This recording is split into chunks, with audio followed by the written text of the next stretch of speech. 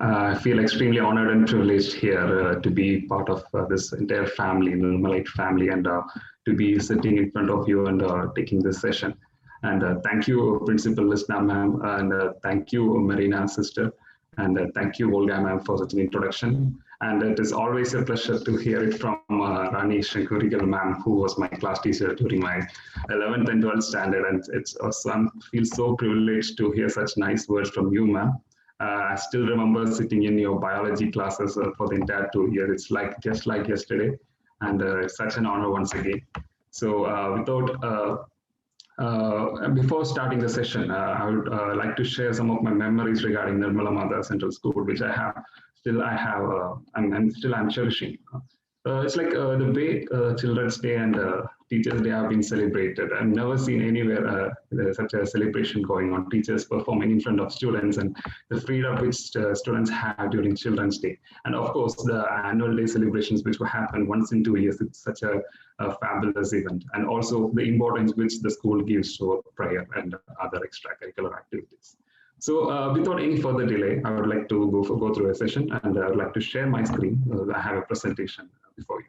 Okay. So the topic for today is Dream Big. And I would like to start the session by a quote from Walt Disney. So all your dreams can come true if you have the courage to pursue it. So there are two aspects for this. First, you should have a dream. And second, you should have the courage to pursue it. And in my case, I had a dream. So my entire journey started with a dream. So when I was in school, like many others, like teachers often ask us, like, what do you want to become, or what career do you have to want to pursue when you become an adult? So they asked the same question to me, and I replied that I want to become a district collector, and I want to get into the civil services. But during the course of my school days, especially if I remember correctly, during my 8th standard, I had this newfound love for the subject mathematics, and that is how I deviated from my path. And I was more focusing on the mathematics related examination, for example, IIT, JEE, AIEEE, and all other examinations. And that is how I came to Nirmalamatha to seek academic help for me pursuing my dream for mathematics related examination. And in a way, I would say that Nirmalamatha Central School was with me during my crucial schooling years of 11th and 12th standard. And after that, I got to be part of the prestigious National Institute of Technology, Calicut, and with a stream of electrical and electronics engineering. And even during my college days, civil services was not a part of my dream, because I was a good engineer. I was doing well there. I was getting good grades. And like a lot of my friends were preparing during that stage, but I always, I gave a blind eye towards civil services, and because I always thought that, okay, I'm good at what I'm doing. One day I'll become a good engineer and I'll work for a company, and that's the end of it. Maybe I even thought that I'll be doing post graduation in electrical engineering, which I was doing. So, but what happened that, and it worked really well. And I got placed into Larsen & Toubro, which was a core electrical company. And I was working there for 1.5 years. Then I realized that, okay, this corporate job within the four walls and in front of a computer system is not my cup of tea. And it was at this point, my old dream of getting into civil services again resuscitated, and it came back to my mind. Okay, and it was at that point when I started, calling back my friends who were into serious civil service preparation in Trivandrum, and I called them and I asked for guidance. And okay, they in a way really helped me. So, but at this point also, I was not ready to leave my job and delve into full-time civil service preparation. Because the job was paying me well, and it was a secure job. And I did not have the courage to, quit the job and get to civil services. But I did everything. I downloaded all the civil service materials from online, and I ordered the books which are available online, and started, in my own way of civil service preparation. And I wrote the exam in the year 2018, but I could not clear the preliminary examination. It was not a surprise, but I think it was the lowest point in my preparation days. But it was also a crucial point once again, because it was at that moment I realized that, okay, now it's time. I should leave the job. I should quit the job, and I should, start a full-time civil service preparation. And the next year happened. Like for 1 year, I was continuously preparing just for this one examination, and I put all my efforts I put all the time which I can devote to such an examination. And in the year 2019, I was able to clear the prelims examination without any delay. I started preparing for the next stage, and I was able to crack the examination in the year 2019 with all the 3 stages. And post that, I went for Lal Bahadur Shastri National Academy of Administration as a part of the common foundation course which we have, and then became for the Foreign Service Institute in Delhi as part of foreign service training. And as Volga ma'am has already mentioned, now we are going for our foreign language training in Spain. I'll be leaving to Spain over next month. And that's it regarding the overall story, which overall journey which I had till I reached this point. So I would like to generally talk to you about civil services as a career option, and what all things you as students should do, and what are the opportunities which you have if you start pursuing this as a career. Okay, so what are this, like you've been hearing about all this IAS, IFS, IPS. So what are these, like what is the one term which encompasses all these services like IAS, IFS, IPS, etc.? It is bureaucracy. So what is bureaucracy? So bureaucracy is one term, it is like a steel frame which actually governs India. So you might be seeing that, okay, politicians are coming up with a lot of policies which are beneficial for people of India. But is it only politicians who work for the betterment of people? And the answer is no. So behind the curtain, it's always the bureaucrats, people from all the services, IAS, IFS, and IPS. They do the work. They design all the policies. They actually give advices to the politicians, and they are always at the implementing end of all these policies. So the bureaucracy is a linchpin which connects the political system at the top to the people at the grassroots level. You can actually say that. So I would just like to quote an example. Okay, immediately after independence in the year 1947, you can all imagine the condition of India. It was the least developed country. Okay, it had a literacy rate of 12%.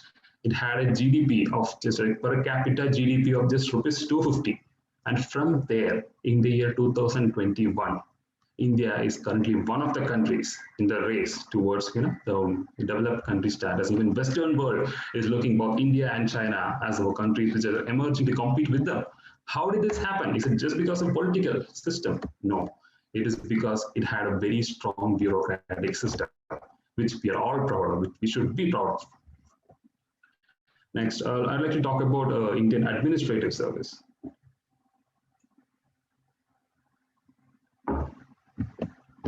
What does IAS deal with? It deals with the day-to-day administration of a country. So India is a country with a 130 crore population. So if you don't have a sound administrative system, so you can imagine the chaos it would be under. So IAS people are the strong pillars which govern the country and deals with the day-to-day activities of this country, and they're one of the cornerstones of the administrative system in India. And what do? See, central government policies, if they are just formulated, it cannot be materialized. There should be someone or somebody should implement that. And IAS people, they supervise and implement the policies of central and state government, and that is why they are part of the all India services. What are the opportunities? You can interact directly with the society. For example, I realized that, okay, sitting inside inside the convents of a building in front of a computer is not my cup of tea. So my job should be able to interact directly with the society. So I thought that, okay, civil services is the best avenue where I can do that. And I was not able to contribute anything to my country. But with civil services, with IAS, you'll be able to do that. For example, you can be the district collector. For entire revenue district would be under you. You can make a change there. You can bring in a lot of new policies there. Thinking from a Kerala-centric perspective, you might not understand what change you can bring. But there are places in India. There are places in India, in different parts of India, where there are no road transport system. There are no proper roads. There are no electricity. There is nothing. There are no toilets available. But in those places, you can make a difference, and you can become the managing director of PSUs. But I would not like to quote any person's name here, but until very recently, our very own Kerala State Road Transport Corporation was under laws.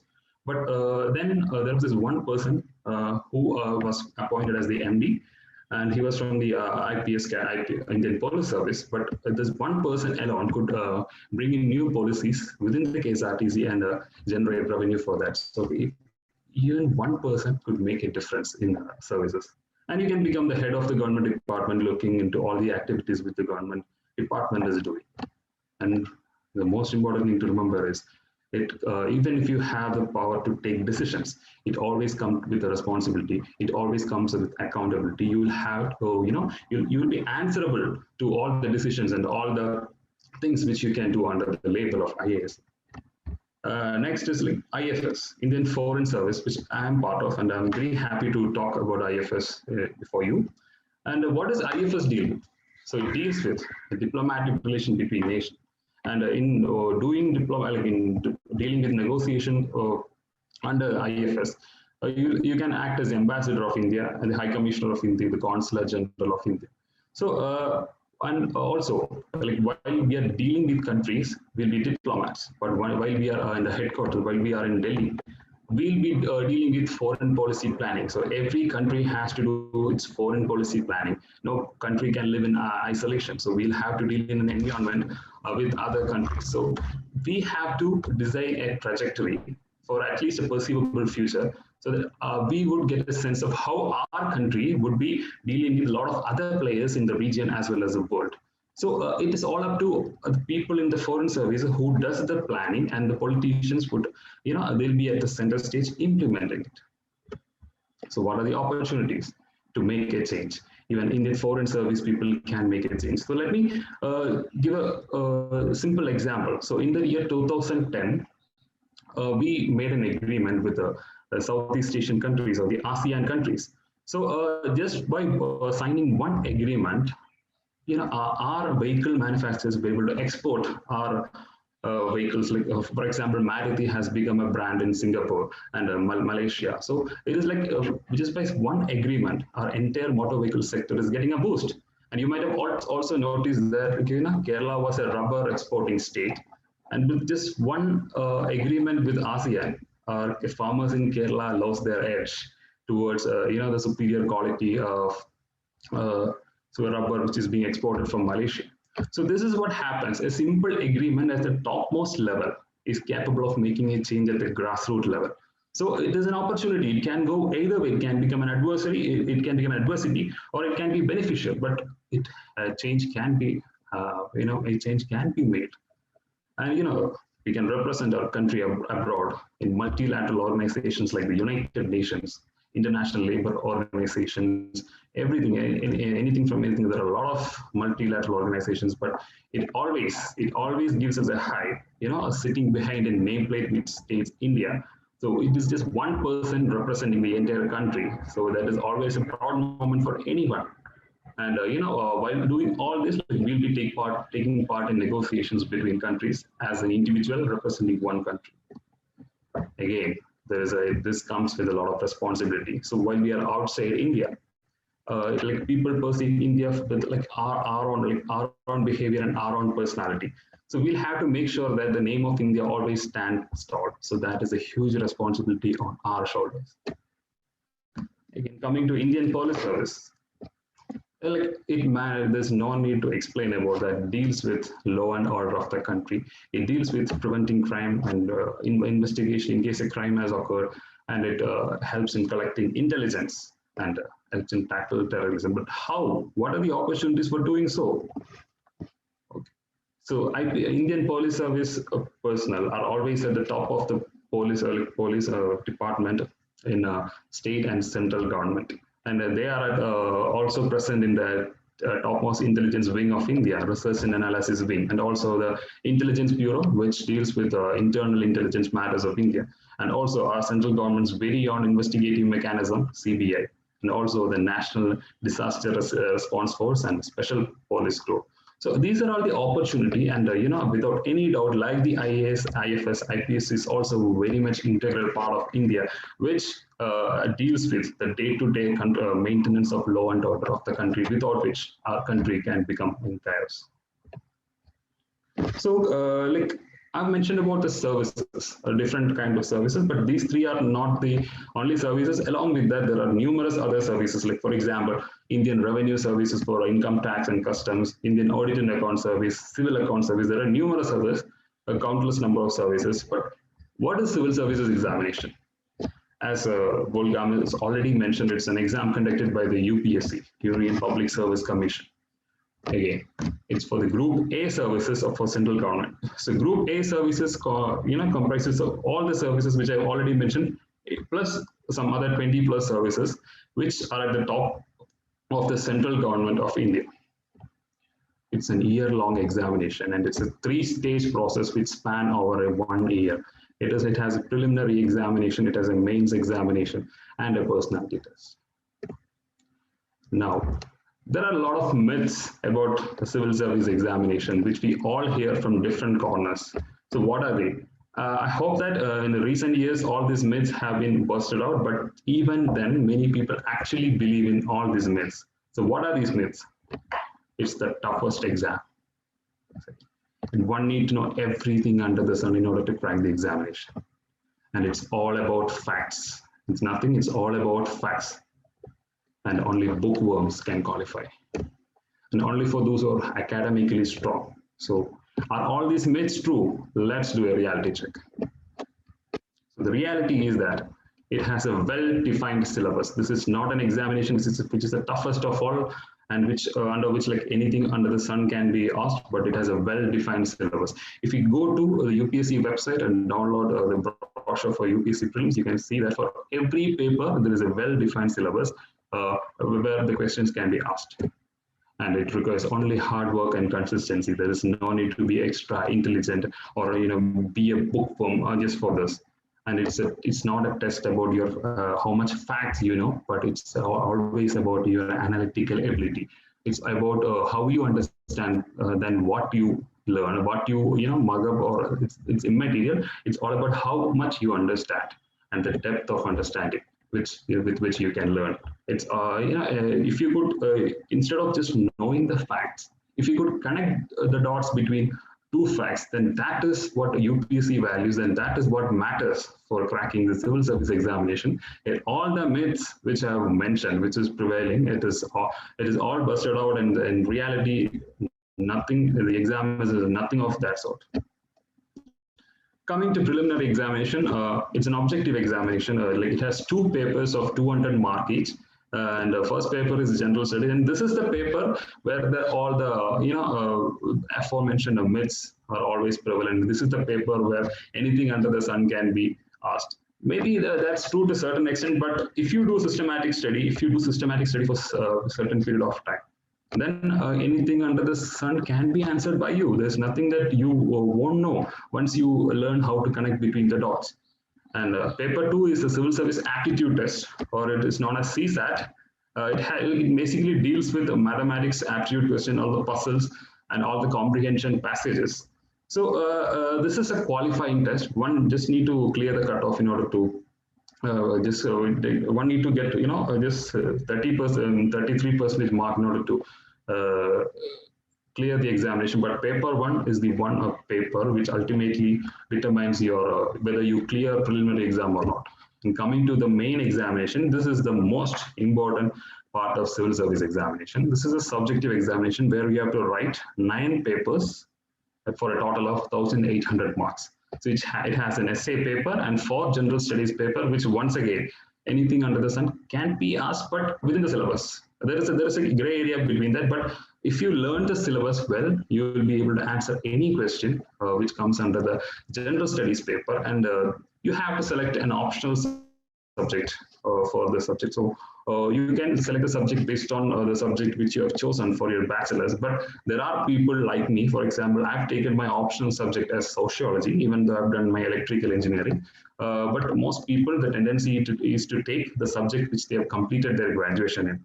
And there are 2 qualifying tests as well. One is the test for English language, and the other one is for a regional language test. So this is the most important part of the examination. Your final rank, or the whether you clear the examination or not, is determined by the mains examination. And thirdly, we have a personality test or interview. So interview is a popular term, but however, UPSC mentioned it as personality test.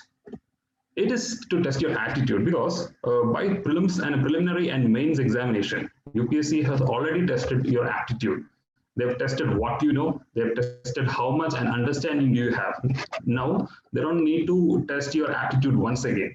So this is a test which which actually tests your attitude. How do you view things? Like, what are your opinion about different controversial things? And how do you view yourself? And what will you do if you get into service? So all these kind of questions they would be asking in interview or personality test. And mostly it will be personal related question, and because they'll be having the entire, for the time being, I'm saying it a resume. So they'll be having a resume of ours, and they'll be picking out instance like small, tidbits from your resume and ask personal related question, and they'll actually view how you answer, how you respond to the question, and not what you give as an answer, but they'll actually check how you respond to an answer. That is most important as far as the personality test is concerned. And again, various political, social, economical issues. For example, they can ask you your opinion on India's and Bangladesh's relation. What is the current view and what is the view for the future? They can ask you about Kerala. What do you see the political future of Kerala, or what are the social issues in Kerala? You could pick a few social issues and you could elaborate on that. And if you could do it really well, then that creates a positive image in the minds of the interview board. But it can always backfire also. The questions would be simple, but it can be tricky. So the question can be as simple as like, who is the captain of Indian cricket team? So the natural tendency of most of us is to give a response that it's Virat Kohli, but they didn't tell you it was Indian men's team or Indian women's team. So if you could ask a counter question, like if it's an Indian men's team or a women's team, or that you ask ma'am or sir, then that creates a positive impact. Then that creates an impact that you don't have any prerequisite mindset, or you don't have any gender bias in your mind. So that creates a positive impact. If you could give some good answers, which, after thinking a while, if you could give some good answers, then that creates a positive mindset in the minds of the interviewers. Finally. So what makes this exam different? So we all might be writing various competitive examinations during our journey. So I've also written quite a few. I've written all the IIT JEEs, AIEEEs, all the engineering entrance examination, even the medical entrance examination. So all these examinations are bookish in nature.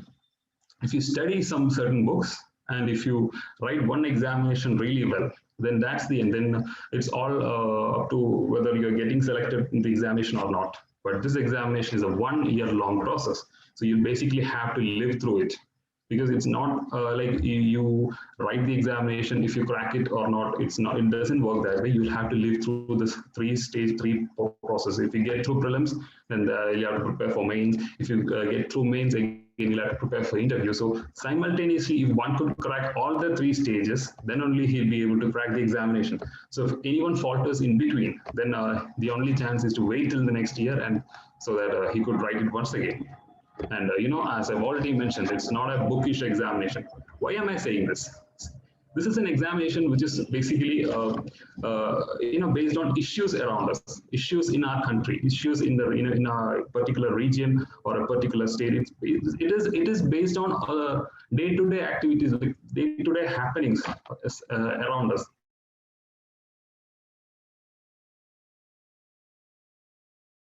Is not enough. We'll have to brainstorm among our friends. We'll have to discuss a lot. We'll have to do a lot of debates among ourselves. So, and that is how this is an examination which makes you think, and this is an examination which makes you look around. It's just by reading some books or just by reading newspapers, it's not enough. You just need to just look and observe around how and why people are behaving in a certain manner, and what are the social issues on which makes people behave in that manner, and what are the economic issues which people are suffering. And like just by observing also, we can contribute to the examination, not just by reading through books. And what are the requirements from your side? An all India perspective. So why I'm saying this, that you should have an all India perspective. So we are all Malayalis. We all have been living in Kerala for quite a lot of time. Maybe some of us have never moved out of Kerala. So inadvertently, we'll be having a perspective which is very much Kerala centric. So while talking about a village or talking about a rural electrification, we might be thinking, okay, there are no areas in Kerala which are like not electrified or it doesn't have a toilet. But that is not the case. Believe me, that is not the case with many other states in India. There are like a lot of, as I already mentioned in the beginning, there are a lot of areas in India, especially towards the north, where people are simply that doesn't work. So first of all, we have to generate an all India perspective. Then the two P's which I've always believed in, that this persistent and patience. So again, this is a 1 year process. You'll have to have a lot of patience. Even if you feel let down, you'll have to have the persistence, to come back every time and do the same thing again and again till you clear the examination. And there should be systematic approach. I'm not saying that you should have a timetable for every subject to study this, but at least you should be regular in your day. For example, there should be a regular time for you to wake up, the regular time for you to have breakfast, and regular time to go back to sleep in the night. So such a systematic approach, along with a systematic approach towards your study material, that would help you in getting the examination. Again, I'm mentioning consistency and hard work because these two are like, irreplaceable by any other values which you have. So why I'm mentioning hard work is that like there is nothing which can be a substitute to hard work. Okay, except in some cases, but even if you're putting hard work, it should be a consistent one. For example, one day if you work really hard and the next day you're not feeling like working the same way, what you worked on the previous day would be immaterial because every day you'll have to continue working the same way which you have done. And next is dedication. Okay, I've seen myself that many people who come for civil service preparation without dedication, they'll just think that, okay, I'll write this examination. I don't know if I'll clear or not, but okay, I'll just write it for the time being. But it doesn't work like that. You have to have a full dedication and a self-belief. You have to believe yourself that this examination is for you. It is like within my capabilities, with my set of skills and set of capabilities which I have, I'll be able to crack this examination. So every one of us should have a self-belief, then only we'll be able to, crack through the examination. And what is the right time to start preparation? The answer is anytime. Anytime. For me, I started the preparation after my graduation was completed and after 1.5 years of job preparation. But this preparation can start at any time, even during your school days, your college days. But the degree of preparation can vary. If you're at your school, you can always do the foundation part. You can always set the foundation. You can just go through all the current affairs. You can just read through newspapers. You can do everything you can in order to set a foundation. And then you can, once you feel that this is a time for me to start serious preparation, then you can all accelerate, and that's it. What if not in the first attempt? There is always a second attempt. As I mentioned in my case, I could not clear it in the first attempt, but the second attempt was successful. So this is an examination which requires at least 2 good attempts. If you're just if you think that you failed in the first attempt and you're not backing off, it's not the case. This examination at least requires 2 good attempts. And if you're not able to crack in the second attempt, then it's all up to your personal choice whether to continue preparation or not. But 2 good attempts is what I prefer.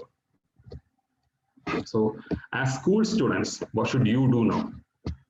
Read newspapers. I've already mentioned the newspapers. I prefer any English newspaper daily, and you'll have to go through the editorial pages of the newspapers because those would help you in developing your analytical skills. I already mentioned that civil services is not about facts, but it's about the analytical understanding which you have, and it's all about connecting between dots. So that is what you do, and you can always start reading newspaper now.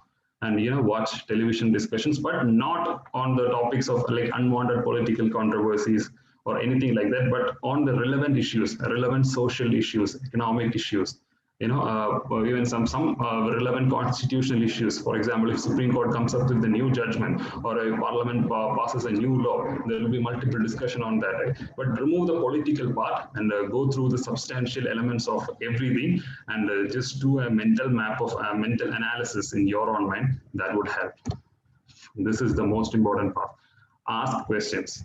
Ask questions to anyone, even if you don't get the answers. Ask question to anyone. Like you might ask 100 questions, but you might get only answer for 5 questions. That's enough, but you do it because only if you keep on asking questions, you'll develop the inquisitiveness which is required for this examination. So focus on your academics right now. So what I'm saying is that you need to have a decent academic, at least I'm saying that if not good, you need to have a decent academic track record. So I'm quoting from personal example of my friend. So he scored a 95% in his 10th standard, but when it came to his 12th standard, he got only 75%. So when he went for UPSC interview, the interview board member asked him, why did your marks fell from 95 to 75%? Because you're not a student who is not capable because you already scored 95%. But why did your mark get reduced? So he was not able to give a convincing answer to the question, which gave a very negative image, and his interview marks was really low. So right now it is important for all of you to focus on your academics, because this is not the right time to get into full-time civil service preparation. So you need to focus on what you're doing right now. Even after you join college, it's very important for you to focus on the academics there and study really hard and generate interest in some hobbies, because hobbies are, being from Nirmalamatha, I'm sure that most of you might be having a hobby because you got all the avenues of developing a hobby there. But even if you don't have a hobby, it's right time for you to start, generating interest in some hobby, so that by the time if you have a plan to go for civil service examination, your hobby will be developed into a habit. So that is a good thing which you can do. And this is the case which I am mentioning. Okay, what is hard work and what is smart work? So in some cases, hard work is not always necessary, but you can just bypass it with a smart work. For example, this is an era of technological marvel. So there's always a new technology which is coming, which can reduce the effort which you put, and we will get the same output. For example, I was making notes on a paper, but when I got when I started using a software, it became very easy for me. I just need to take a printout, and it really worked for me. So in some cases, you can do smart work, and you get the same output. So smart work is an essential component of success in UPSC. And finally, thank you for giving such an opportunity. But I would like to say one thing. So this is an examination where any skill which you have can be put to use. For example, if you're good at sports, you can indicate that in your resume and while going for interview, and that would become a positive, that would become a positive image from the interviewer's part. If you're good at singing, they would even ask you to sing during the interview, and you can really impress them.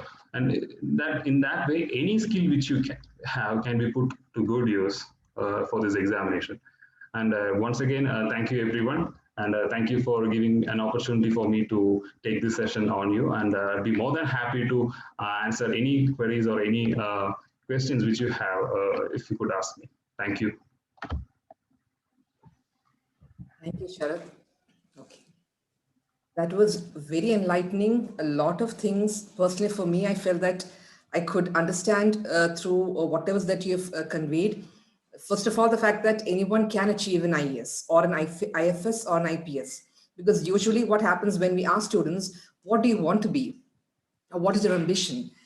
They mostly end up saying the usual traditional professions, being a doctor, being an engineer, and so on. We rarely get to see a student actually saying that I want to be an IAS or an IFS. And I hope that after today's class and today's session, we get to hear more students saying that they would like to enter into the civil services. So at this point, I'm going to open out the meeting to the students so that they can ask Sharath questions after today's talk. I'm sure they might be having a lot of doubts, a lot of thoughts. So what actually motivated you to choose IFS?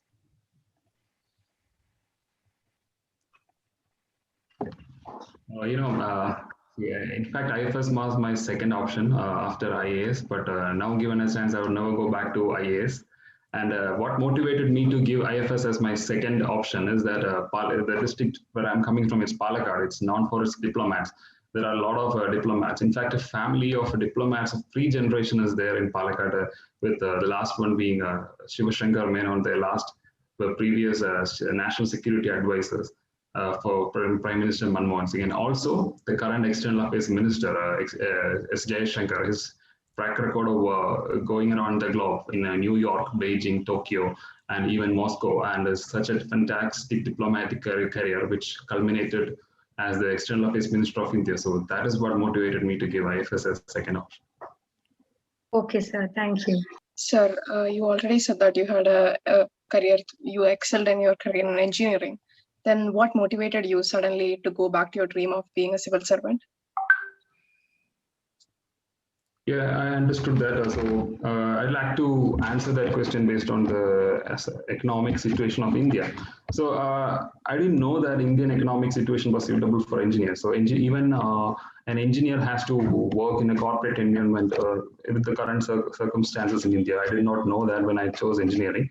But I was really good at what I was doing when I was working also, and I was studying also. But working within the confines of a corporate environment, that was not what I always wanted, and I did not feel that interesting every day to go to the office and do the job, and that was not enthusiastic. Like I was not enthusiastic to go every morning. So once I realized that this is not going to be interesting, then I started again. I had a second thought about the corporate career, and then I thought this is time to go for me to move back to my childhood dream.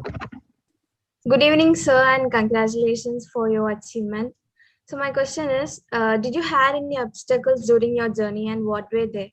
How did you overcome it?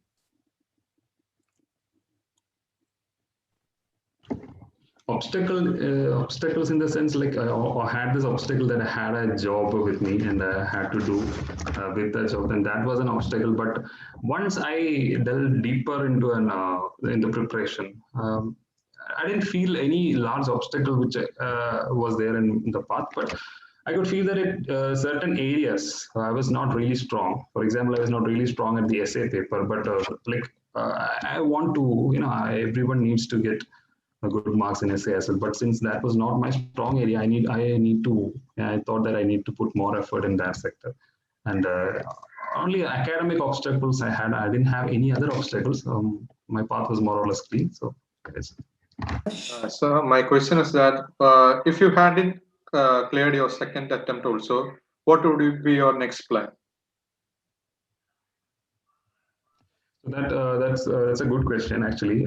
For personally, if you have to answer, I did not have any backup plan because I completely left my first job and began full-time preparation. But I still do not know what would I have done if I have not cleared in the second attempt, because but I should say that not having a backup plan, like not knowing what would I do if I fail, was my biggest motivation to continue to strive for success. I knew that I had to find a job. Like for example, for me, after 2 attempts, I felt that it is too exhaustive, and for the third attempt, how much motivation was left in me was always a question mark.